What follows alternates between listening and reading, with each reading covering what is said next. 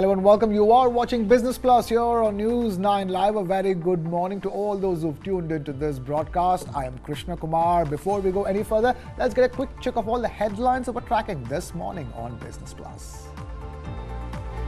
India's Q2 GDP for the September quarter surges up by 7.6%, beating all estimates. Bear in mind, the Reserve Bank of India estimated it at 6.5%, while others at 6.8%.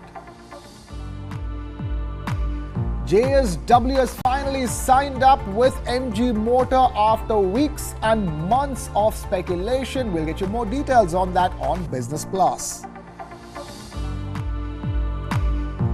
And in some shocking news coming in from India's aviation industry, troubled airline Go First's CEO has officially resigned. What will happen? What's going to be the future of Go First Airways? We'll be telling you that and more on the show. And mirror, mirror on the wall, who's the richest of us all? Who are the richest in the world and in India? We will get you that update right here. And of course, the big Friday box office release, Animal starring Ranbir Kapoor, is hitting screens today with some massive advance booking numbers, set to be a box office giant going forward across languages. What is Animal ticket bookings and sales looking like? We'll get you those details.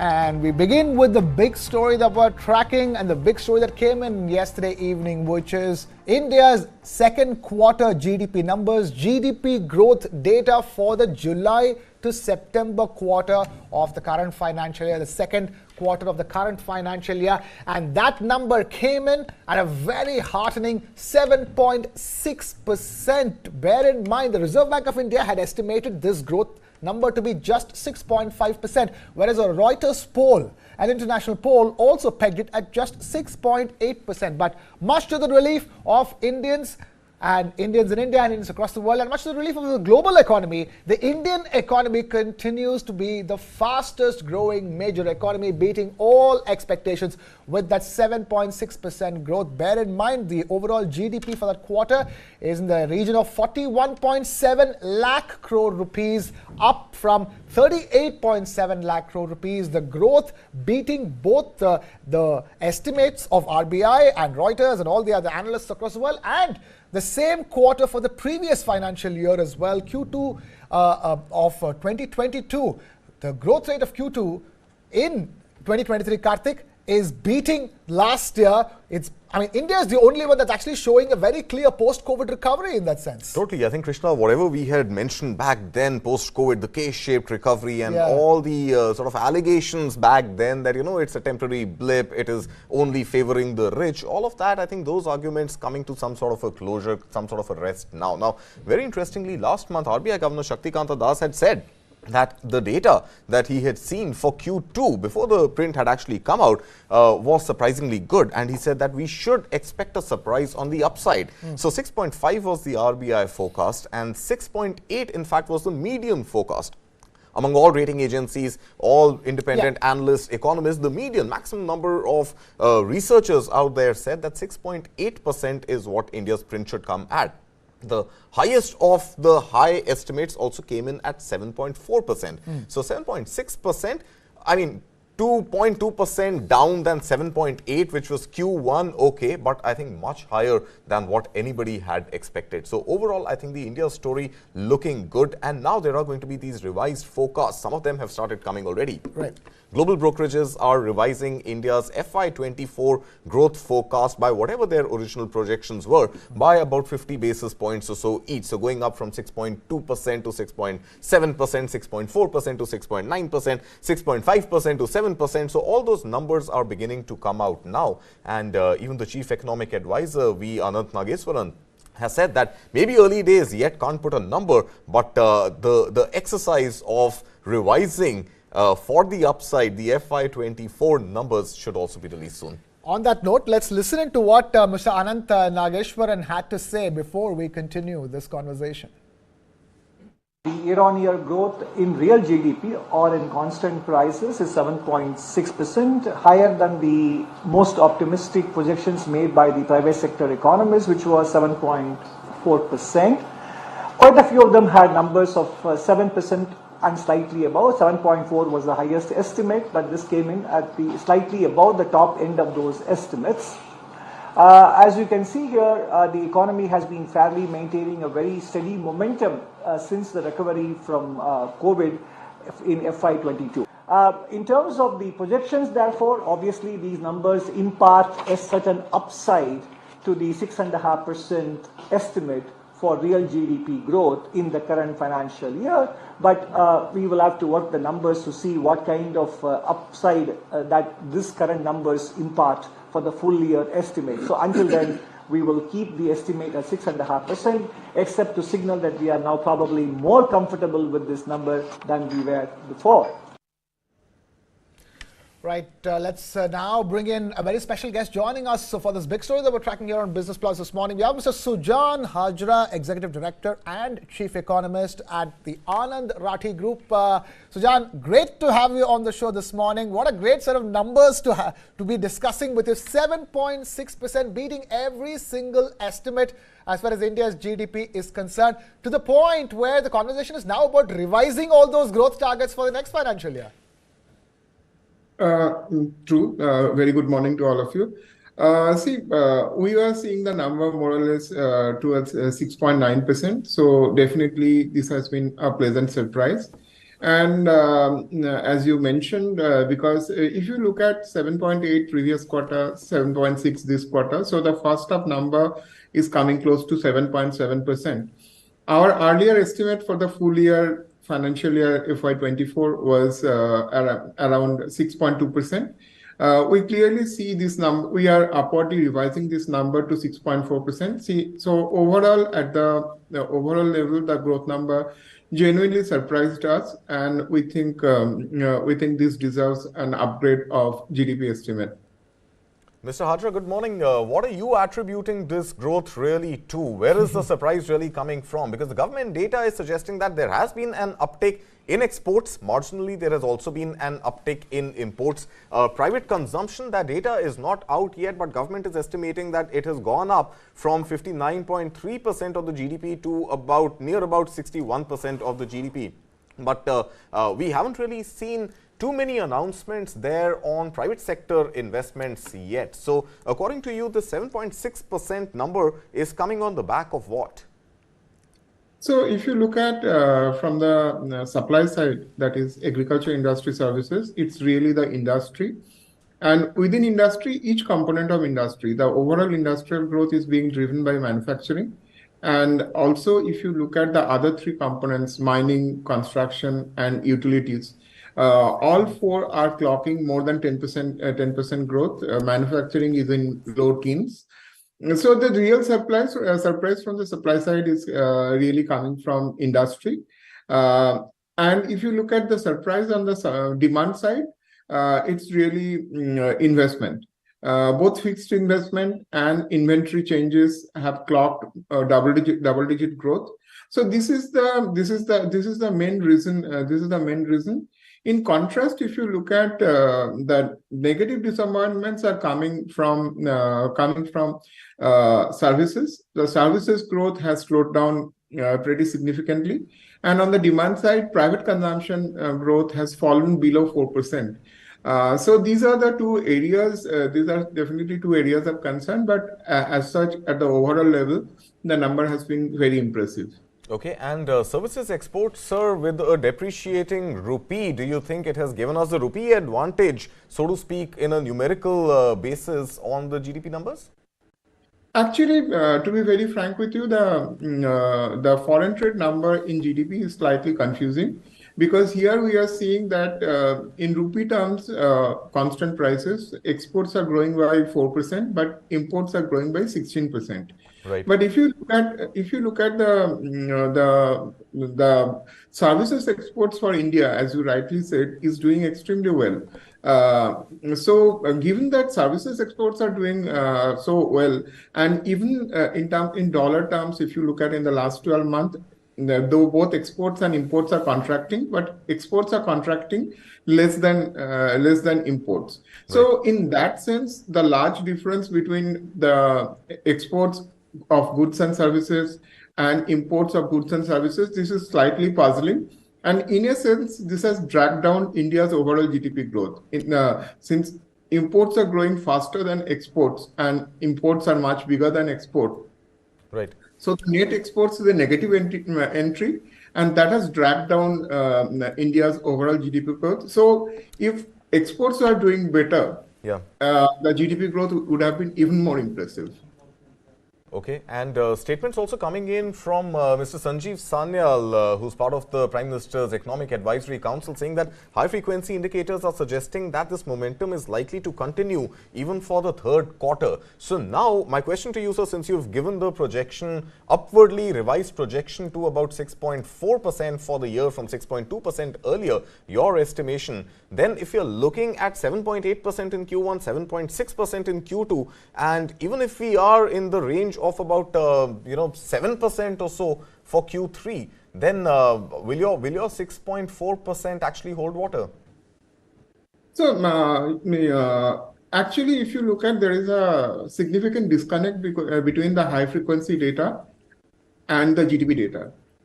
If you look at in the context of investment, if you look at most indicators of corporate investment, whether you look at project announcements, whether you look at project implementation, whether you look at net foreign direct investment, all these numbers have been pretty subdued in the recent past. It is true that the public capex number is doing very well, but given that the private capex is a much bigger part, so the double-digit growth in investment does not gel with the high-frequency number on investment. Similarly, if you look at the industrial production numbers and correlate with the 11% kind of industry growth, once again, it looks like the GDP number seems to be overstating the growth. In contrast, if you look at the high-frequency data on services, those are, whether it's air travel, whether it's railway travel or other indicators, those numbers are doing very well.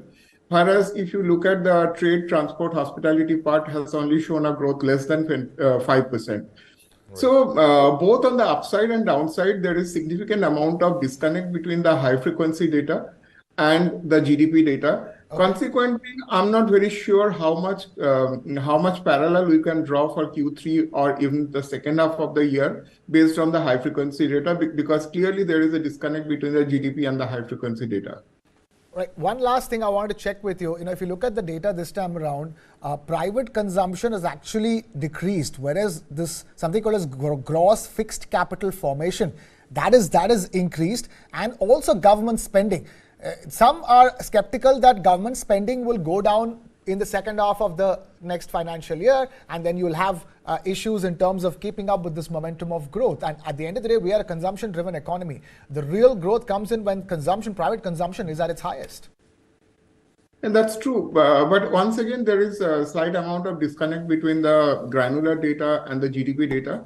If you look at the results of consumer companies for the quarter ending September, that is showing significantly better traction in terms of private consumption than what is being reflected in the GDP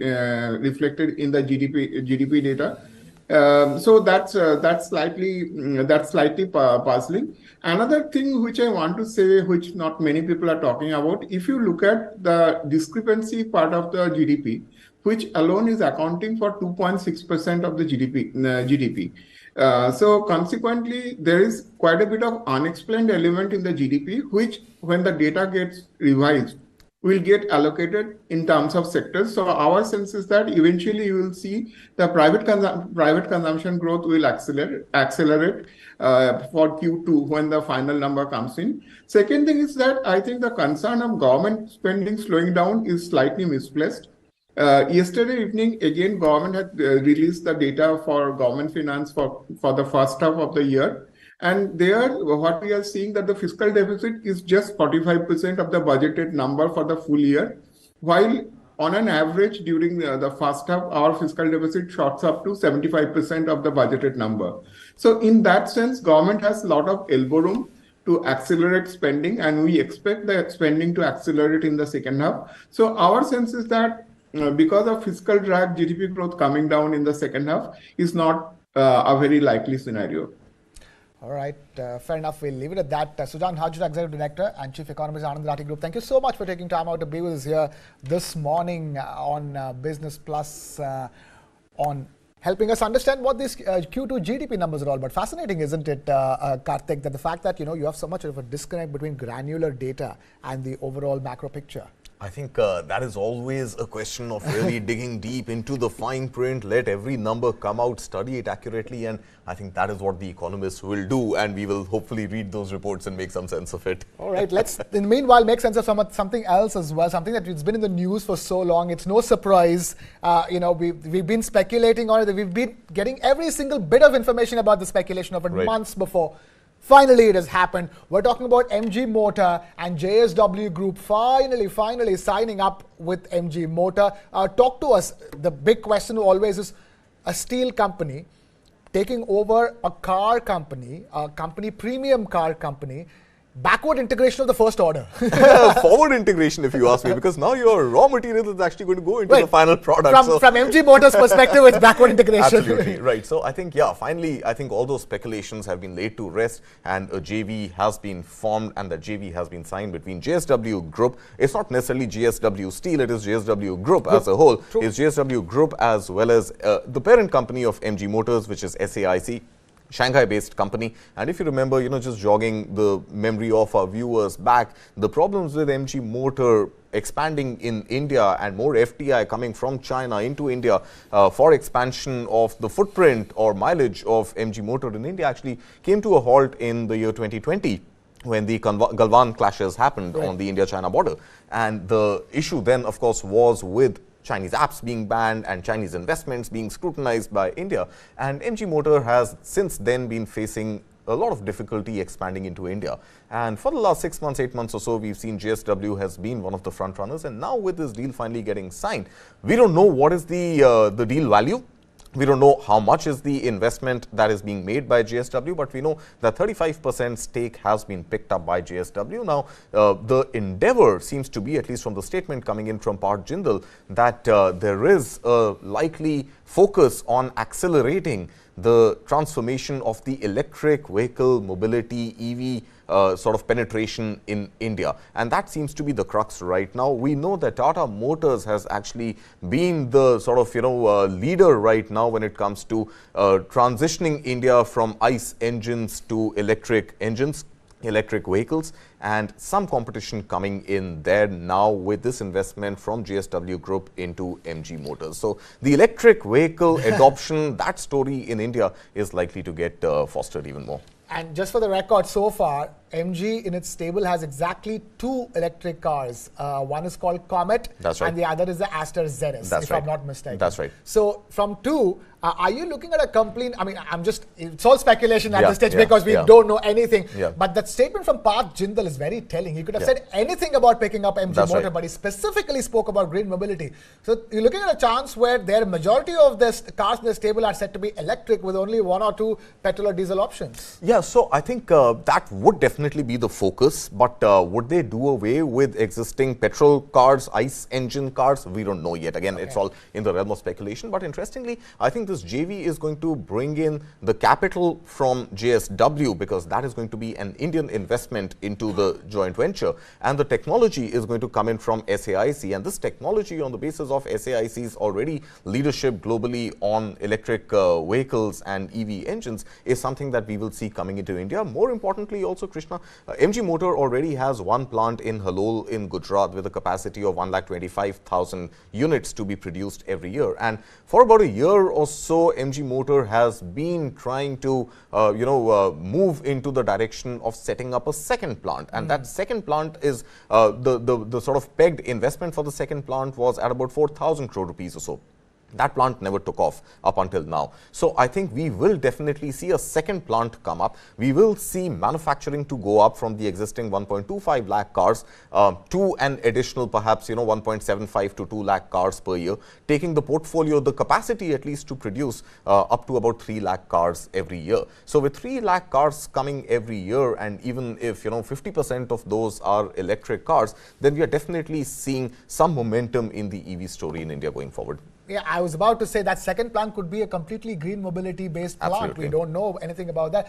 What's also interesting is that, Karthik, many people forget this. SAIC is China's largest car maker. Absolutely. And MG Motors is owned by SAIC. But what everybody needs to remember is that MG Motors is originally a British car brand called Morrison Garage.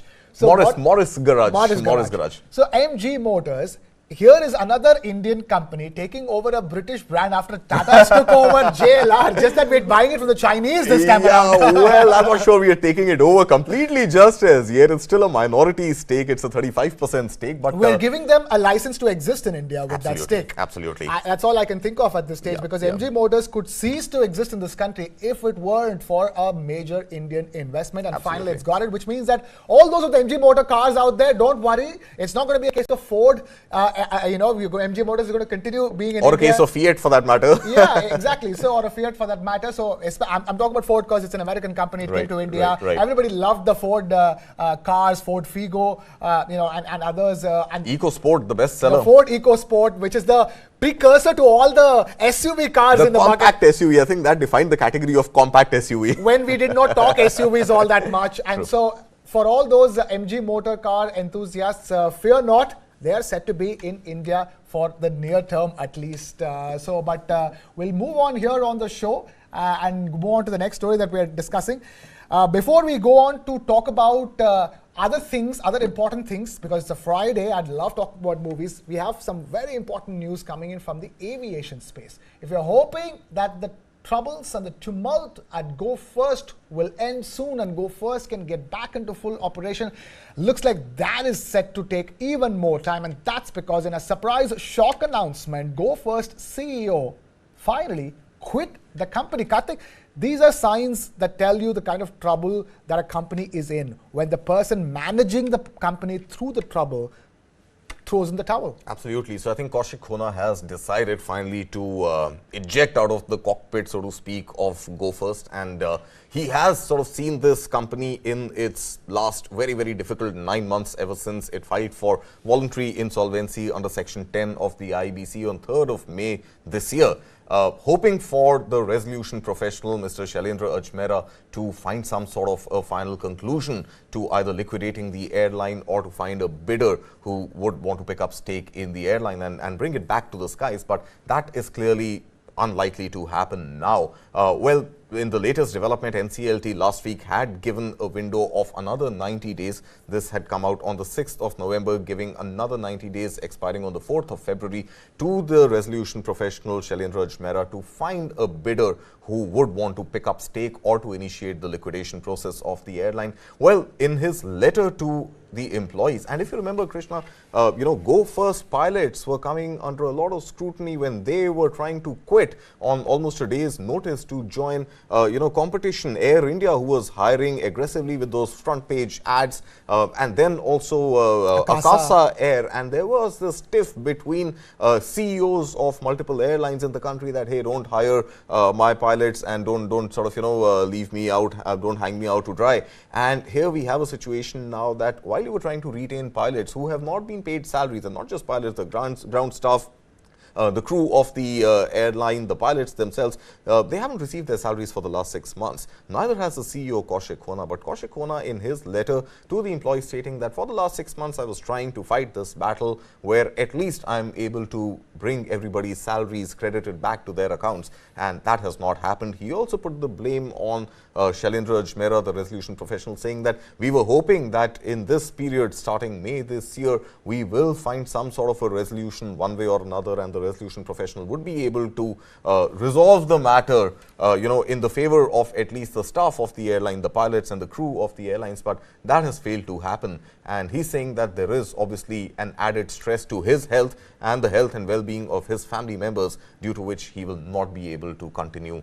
being the CEO and being a member of the Go First family, and he has resigned. He's also said that the Wadia Group, the committee of creditors, nobody has actually infused money into the airline ever since May, which could at least have taken care of the basics of paying the salary to the employees of Go First, who continue to be employees of Go First. So a sad note, but yeah, I mean, it's the captain of the ship pretty much throwing in his towel and saying that, this is where our journey ends. Yesterday, November 30th, was his last working day at the airline. Right, and Jindal Power at one stage was looking to pick up stake, looking to infuse some money. The Jindal Group has gone in and invested money, not Power, but the Jindal Group has invested money in MG Motors, but there could have been Jindal money. The concern only here, Karthik, is that all those hardworking people, they get their salaries. Let the other processes be, as the CEO was talking about. I'm only hoping and praying that after this, at least, there'll be ways and means to make sure all those employees are paid their 6 months' salary going forward. But moving on here on the show, time now to talk about who is the richest of us all, the richest among startup founders in India, startups in India. There's a list that is out. Bear in mind, the list is not always about the Mukesh Ambanis and the Zara founders, the global Hurun rich list. I'm sure you've heard it many, many times. This is not that kind of a rich list. This is not like, people with generational wealth who've gone on to create more wealth and etc., etc. We're talking about a very specific list about people who have created wealth with their ideas, with their hard work and their own companies. Startup founders we're talking about. Who are the startup founders? Who's the richest of them all? We have my colleague Udisha joining us with the details on that. Udisha, great to have you here on Business Plus. Talk to us, who is the mirror on the wall? Who is the richest of them all? Right, so that would be revealed later. But let's talk about the basics. A very interesting report is recently out. The report is in collaboration with Hurun India and IDFC First, and this report is titled India's Top 200 Self-Made Entrepreneurs of the Millennia 2023. Now, let's point out at some of the outliers and trends and patterns in the list before we actually reveal not giving us who's the richest of them all. So she's correcting me, saying that this is a Hurun list at the end of the day. It's a different kind of a Hurun list. It's not, as I said, it's not about generational wealth. It's about self-made entrepreneurs. Yes. The word here, ladies and gentlemen, is self-made, like all of us here in the studio, isn't it, Udisha? Right. So let's point out at some of the outliers, trends and patterns in the list before we again reveal the showstopper, let's say, the list topper. Right. So, okay, who are the entrepreneurs? Where are these entrepreneurs based?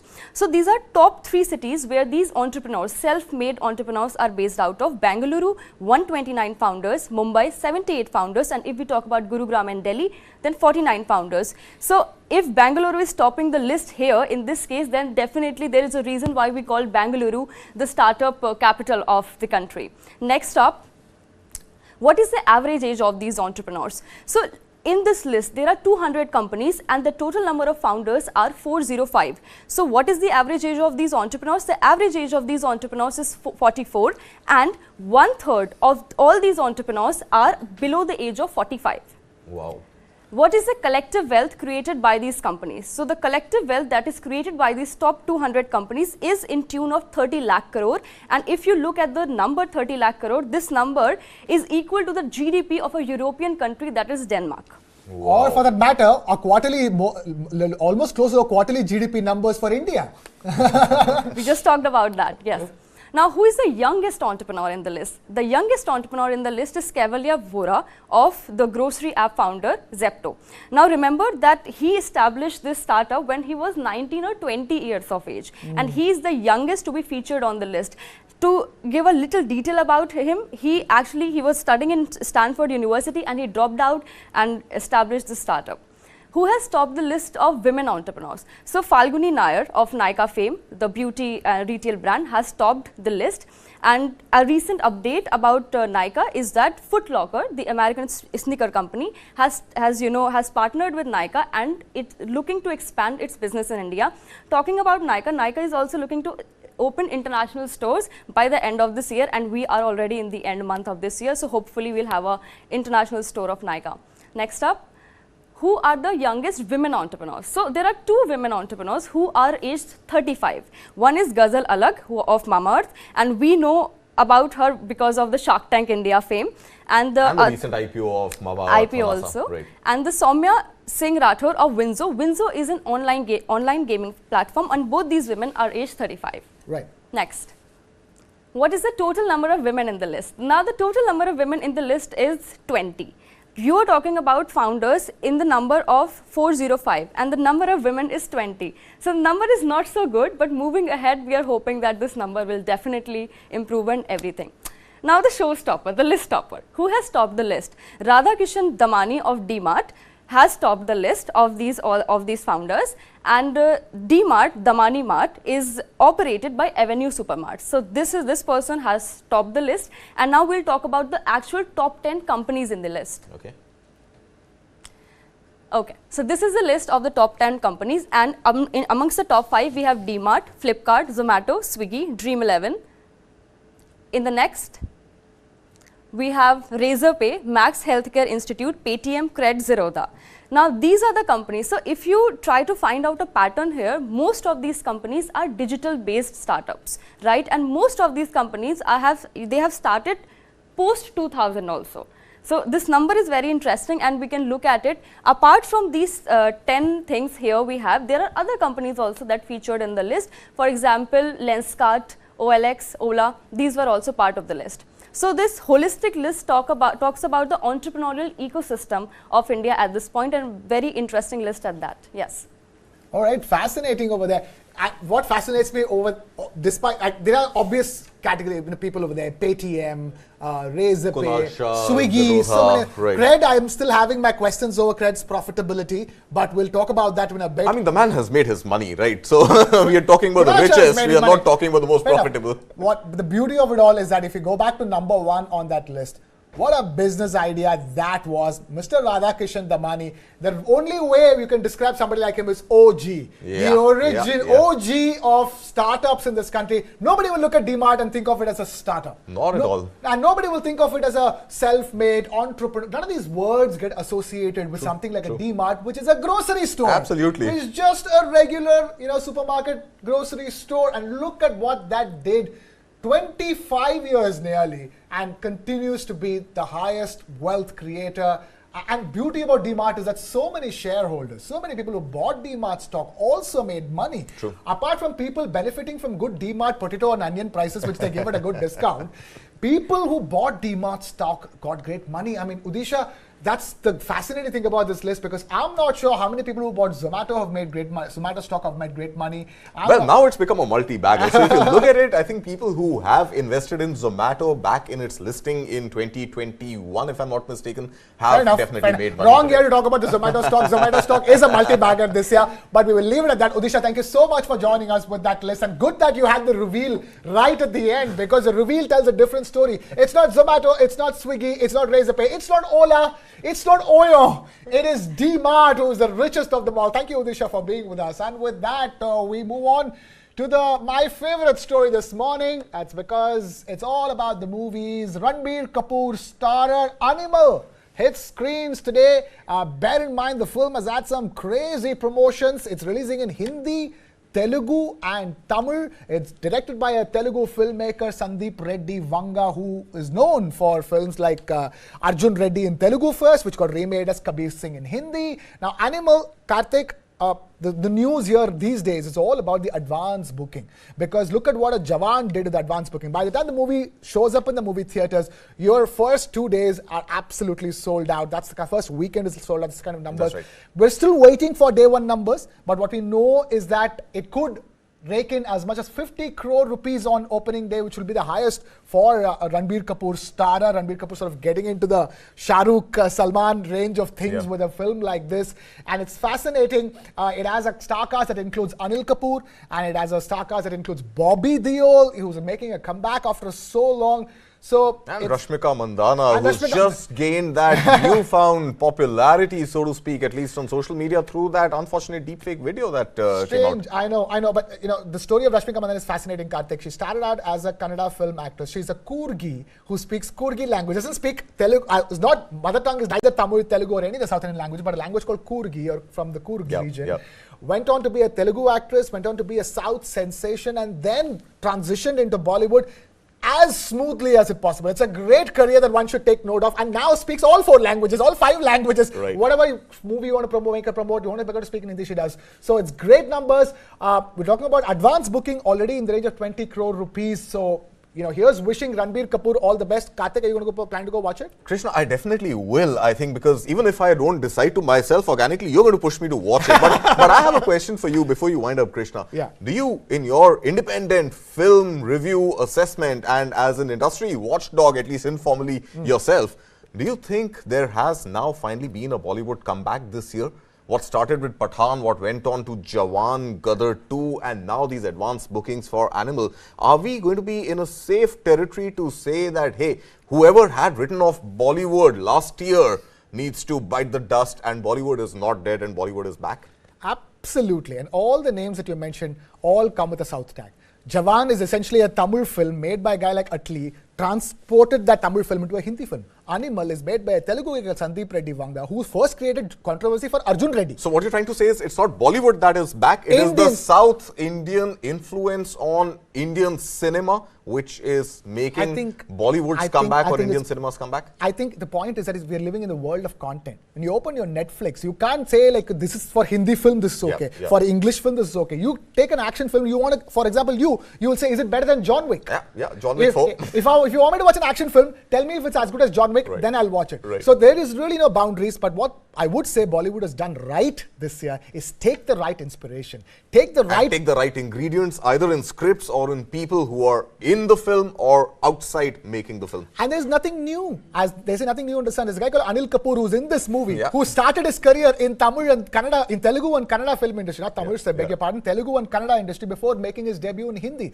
This to me is life going a full circle, that Bollywood cannot live in this isolated... And then you have Bobby Deol, Dharmendra's son, who is making his comeback. I think, what comeback? It's pretty much going to be the only real film to give him stardom, isn't it?